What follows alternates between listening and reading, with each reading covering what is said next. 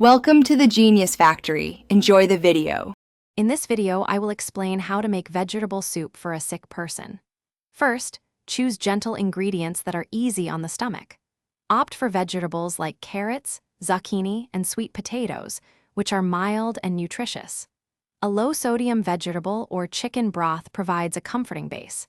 Remember to avoid anything too fibrous or strong-flavored, ensuring the soup is soothing and easy to digest.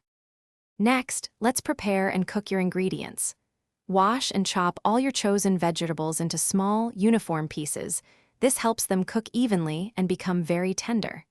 Combine them with your broth in a pot and simmer gently for about 20 to 25 minutes or until everything is soft. For an even gentler option, you can puree some or all of the soup. Now, let's enhance the flavor and nutrition without upsetting a sensitive stomach.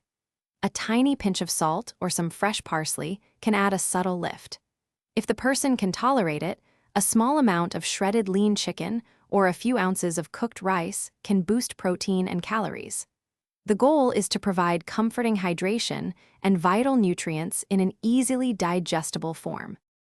Finally, let's talk about serving and storage. Serve the soup warm, not piping hot, in small, manageable portions to avoid overwhelming the person. Leftovers can be stored in an airtight container in the refrigerator for up to 3 days. When reheating, do so gently on the stovetop or in the microwave, ensuring it's warmed through but not boiling. Thanks for watching. If you found this helpful, don't forget to like and subscribe.